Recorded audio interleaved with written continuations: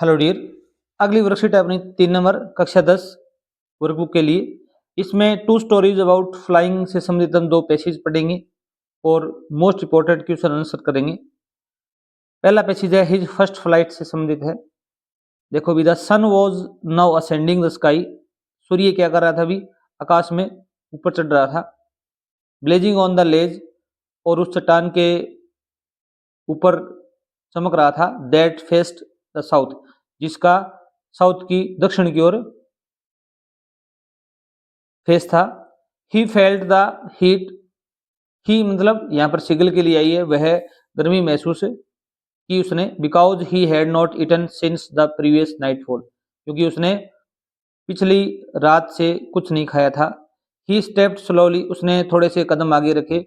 Out to the brink of the ledge. Ledge होता है चट्टान का जो ब्रिंक किनारा होता है उसकी तरफ। स्टैंडिंग ऑन वन लेग, एक टांग पर खड़े रहते हुए। With the other leg hidden under his wing, दूसरी टांग है वो अपनी पंख है उसके नीचे छिपाते हुए। ही क्लोज्ड वन आई, उसने एक आंख बंद कर ली। देन द अदर, फिर दूसरी आंख बंद कर ली। एंड प्रिटेंड होता है बहाना बनाना। टू बी फॉलिंग एस्लीप, और बहाना बनाने लगा कि वह जैसे सोया हुआ है।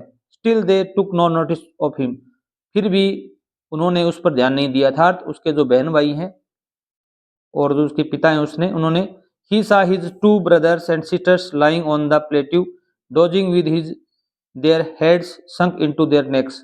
उसने देखा कि उसके दोनों दो भाई और बहन एक चट्टान पर लेटे हुए थे और डोजिंग नींदों में ऊँग रहे थे। Their head sunk into their next, और दोनों की जो गर्दन है वो मिली हुई थी। His father was preening. Preening होता है संवारना। The feathers on his white back, जो उनके पिताजी हैं वो अपने पंखों को संवार रहे थे। Only his mother was looking at him, केवल उसकी माँ उसकी तरफ देख रही थी। ये प्रश्न बन के आएगा कि यंग सिगल था उसकी तरफ कौन देख रहा था? आप कहोगे उसकी माता जी। She was standing on little high hump on the plateau, her white breast thrust forward.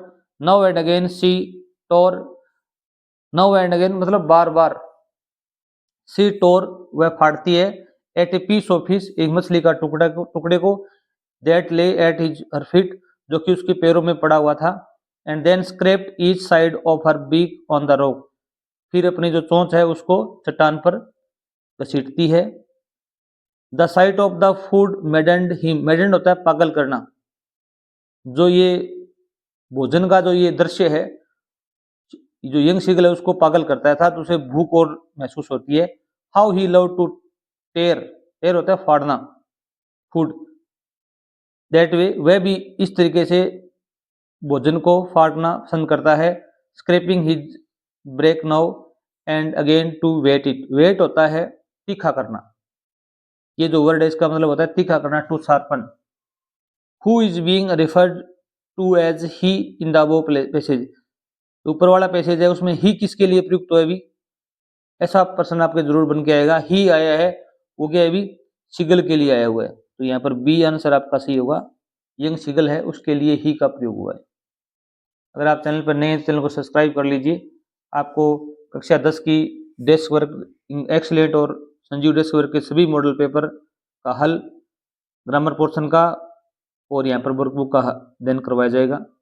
Where was the young seagull, young seagull कहाँ था अभी? On the ledge, on the tree, in the sky, in the sea, यहाँ पर on the ledge चट्टान पर था एक। The young seagull was maddened by the sight of, young seagull है वो पागल हो गया था किस दृश्य से देखकर? भी भोजन के दृश्य को देखकर, नहीं कि अपनी माता को देखकर, सूर्य को देखकर, भाई बहन को देखकर। उसकी माँ जो भोजन का जो तरीका दिखा रही थी उसको, मछली को फाड़कर, उससे वह पागल हो गया था। तो उसके खाने की इच्छा और जाग गई थी। Find a word from the passage, उस शब्द को छांटिए पैसेज से। Which is similar to meaning sharpen, sharpen का मतलब होता है तीखा करना, और यहाँ पर एक वर्ड आया हुआ था वेट। ये वर्ड आ सकता है, आपके ध्यान रखना। इसका मतलब ये क्या होता है? भी तीखा करना होता है, ये समानार्थी शब्द है तीखा करना। क्वेश्चन नंबर 5 देखो भी, why did the young seagull pretend to be falling asleep, जो यंग सीगल है वो सोने का बहाना क्यों बना रहा था? भी आप लिखोगे बिकॉज, क्योंकि, या लिखोगे to attract his mother's attention, अपनी माता का ध्यान आकर्षिट करने के लिए, एंड गेट फूड, और भोजन प्राप्त करने के लिए वह बहाना बना रहा था। आप लिखोगे द यंग सीगल डिड हटाकर यहाँ करोगे pretended to be falling asleep to attract, ये लिखोगे। यहाँ पर सेकंड फॉर्म करोगे टू बी फॉलिंग एस्लीप लिखोगे, फिर आगे लगाओगे टू अट्रैक्ट, आकर्षित करने के लिए, हिज मदर्स अटेंशन, अपनी माँ का ध्यान आकर्षित करने के लिए, एंड गेट फूड, और भोजन प्राप्त करने के लिए। ये प्रश्न आपके बोर्ड के एग्जाम में आया हुआ भी है और आगे आने की चांस भी है, इसे जरूर याद करना। नेक्स्ट देखो, आपको मैं अवगत करा दूं कि भी कक्षा 3, 6 और 9 के जो परख राष्ट्रीय सर्वेक्षण पेपर हुए थे, उनसे अर्धवार्षिक परीक्षा में बहुत प्रश्न आए थे। और अब जो ये डेस्क वर्क दी हुई है, वर्कबुक दी गई है, इसमें से प्रश्न आने की पूर्ण संभावना है। तो आप वर्कबुक के प्रश्न जरूर याद करें। डेस्क वर्क की बजाय वर्कबुक ज्यादा महत्वपूर्ण रहेगी आपके लिए, क्योंकि ये वर्कबुक गवर्नमेंट ने जारी की है, माध्यमिक शिक्षा बोर्ड ने, और डेस्क वर्क है वो प्राइवेट एक प्रकाशन है। Who was looking at the seagull, ये प्रश्न अच्छा है कि सीगल की तरफ कौन देख रहा था। इसका आपका आंसर होगा ओनली हिज मदर। यहाँ से हु हटा दो, यहाँ पर लिखो ओनली हिज मदर, केवल उसकी माँ was looking at the seagull, इतना लिखना है। हु वाले प्रश्न में आपको यहाँ पर हु हटाना है, तो यहाँ पर कोई नाउन लिखनी है आपको। And what did the mother do now and again, बार बार उसकी माँ क्या कर रही थी, इसमें आप लिखोगे नाउ एंड अगेन, बार बार। She tore at a piece of fish, वह मछली के टुकड़े को फाड़ रही थी। दैट ले एट हर फीट, जो उसके पैरों में पड़ा हुआ था। ये 2 नंबर प्रश्न का आंसर है। अगला पैसेज देखो भी, द ब्लैक एरोप्लेन से रिलेटेड है। इसमें देखो भी, I should call Paris control, मुझे पेरिस कंट्रोल को जल्दी ही या शीघ्र ही कॉल करनी चाहिए। आई थॉट, मैंने सोचा, as I look down past the nose of the aeroplane, जब मैंने एरोप्लेन की जो नोक है उसको देखा। I saw the sides of big city in front of me, मुझे एक बहुत बड़ा शहर मेरे सामने दिखाई दे रहा था। इन फ्रंट होता है के सामने, बड़े शहर की जो लाइट्स हैं वो दिख रही थी। आई स्विच द रेडियो, मैंने रेडियो को स्विच ऑन किया अर्थात चालू किया। And said Paris control Dakota DS 088 here, अब देखो भी जो यान था उसका नाम था डेकोटा DS 008। ये प्रश्न भी एक बार पूछा गया है कि उस ब्लैक एरोप्लेन का नाम बताइए, या जो राइटर है जो यात्रा कर रहे थे उसका यान का नाम बताओ। कैन यू हियर मी, क्या तुम सुन रहे हो मुझे या सुन सकते हो। I am on my way to England our, मैं इंग्लैंड के रास्ते पर हूँ। अब क्या है, राइटर कहाँ जा रहा है, अभी इंग्लैंड जा रहा है, ये प्रश्न भी बनेगा। The voice from the radio answered me immediately, जल्द ही रेडियो से उत्तर आया।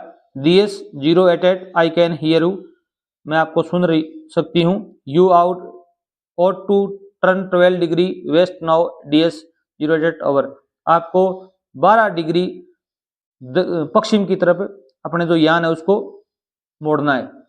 ये भी आ सकता है कि उन्होंने यान को कितने डिग्री पर मोड़ने के लिए निर्देश दिए, आप बताओगे 12 डिग्रीज वेस्ट, एक अभी west. I check the map, मैंने मैप को चेक किया, मानचित्र को। एंड कंपास, कंपास क्या होता है, दिशा सूचक यंत्र होता है, आपने विज्ञान में जरूर देखा होगा। Switched over to my second and last fuel tank, दूसरा और अंतिम जो ईंधन टैंक था उसमें मैंने चालू किया। अब देखो भी 2 टैंक लगे हुए थे, ये भी प्रश्न आ सकता है, उसमें कितने टैंक लगे हुए थे, 2। And turn the Dakota 12 degrees west towards England, I shall be in time for breakfast, मैं जल्द ही ब्रेकफास्ट के समय वहां पहुंच जाऊंगा। आई थॉट, मैंने सोचा, a good big English breakfast, एक अच्छा नाश्ता मिलेगा मुझे English.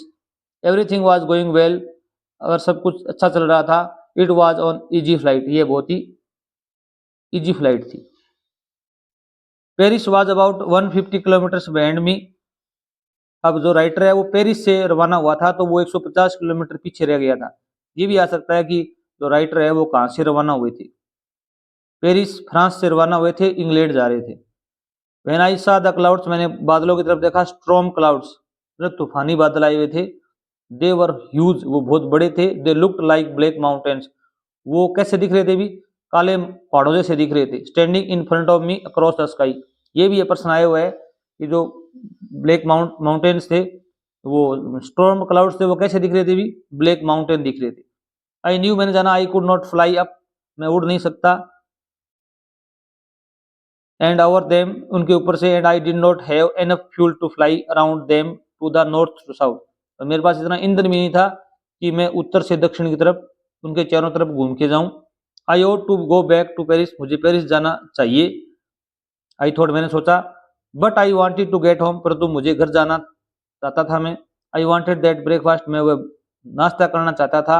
I will take the risk, मैंने रिस्क ले ली, या मैं रिस्क लूंगा। आई थॉट, मैंने सोचा, and flu the old Dakota straight into the storm, और सीधा मैंने तूफान से उड़ा दिया, या तूफान के अंदर से डेकोटा को उड़ा दिया। Where was the narrator going, narrator कहाँ जा रहा था अभी, अब यहाँ पर आएगा इंग्लैंड, क्या आएगा अभी, इंग्लैंड। और कहाँ से जा रहा था, फ्रॉम वेयर आए, तो आप बताना, Paris. What was the name of the aeroplane of the narrator, ये अच्छा प्रश्न है, ये आया हुआ एक बार, आप बताओगे उस यान का क्या नाम था अभी, जिसमें जो राइटर है वो यात्रा कर रहे थे, डेकोटा DS-088। क्वेश्चन नंबर 3 देखो अभी, what did the narrator see in the sky like black mountains, writer ने क्या देखा काले बादलों, काले पहाड़ों जैसा, इसमें आप बताओगे स्ट्रॉम क्लाउड्स, स्ट्रॉम क्लाउड्स, काले बादल। I will take the risk, what is the risk, मैं रिस्क लूंगा, रिस्क क्या था। Why does the narrator it, writer से क्यों लेना चाहता था, ये दो प्रश्न पूछे हैं, तो आप बताओगे ही रिस्क फ्लाइंग, उसने रिस्क ली फ्लाइंग, उड़ाने की, through the storm and black clouds, काले बादलों तूफान से अपने जो यान को उड़ाने की उसने क्या ली भी, रिस्क ली, ये तो रिस्क थी, flying through the storm and black clouds. और क्यों लेना चाहता था भी, आप उसका आंसर दोगे, the narrator takes the risk, writer ने रिस्क लेता है क्योंकि he wants to reach home, वह घर पहुंचना चाहता था, इन टाइम, समय पर, for breakfast with his family, और अपने परिवार के साथ में वह ब्रेकफास्ट या नाश्ता करना चाहता था।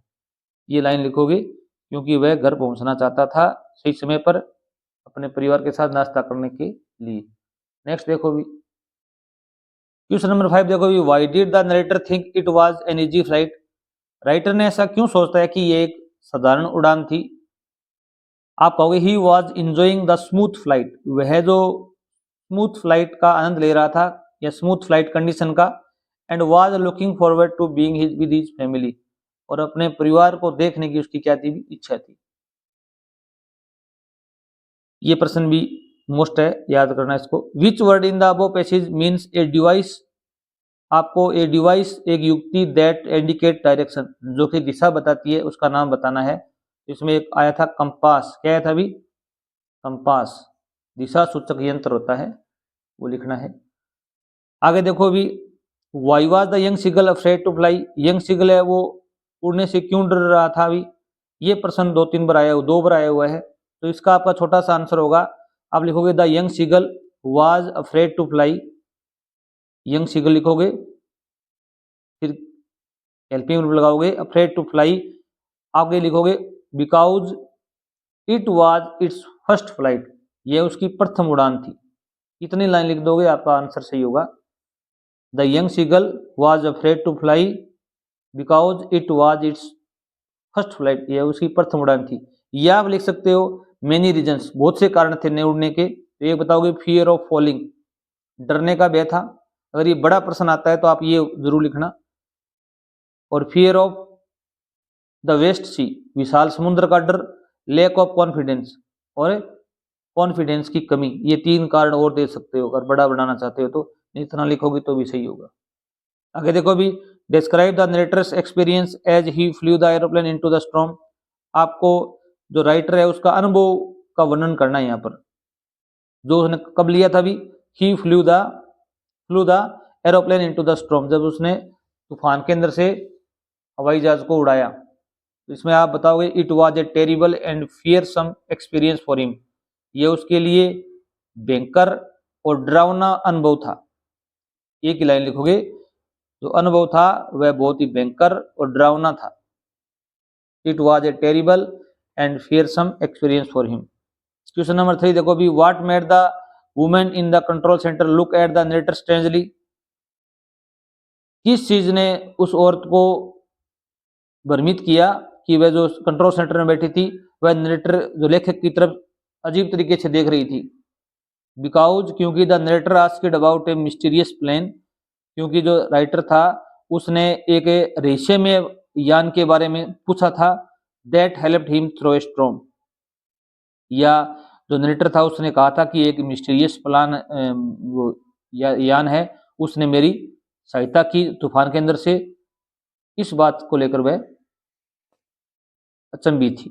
Because the narrator asked about a mysterious plane that helped him through a storm. अब जो नरेटर उसको भ्रम हुआ था, मति भ्रम हो गई थी उसकी कि कोई यान है जो उसकी हेल्प कर रहा है। ये प्रश्न देखो भी, why do you think help the narrator to reach safely. Who do you think, तुम, who do you think help the narrator, तुम क्या सोचते हो कि नरेटर की सहायता किसने की थी सुरक्षित पहुंचने में। ये प्रश्न अच्छा है। इट वॉज प्रोबेबली शायद द नरेटर्स ओन कॉन्शियसनेस, जो नरेटर की खुद की चेतना है उसने उसकी हेल्प की थी, या हिज ओन सेल्फ, उसने स्वयं हेल्प की थी। ये उत्तर होगा इसका।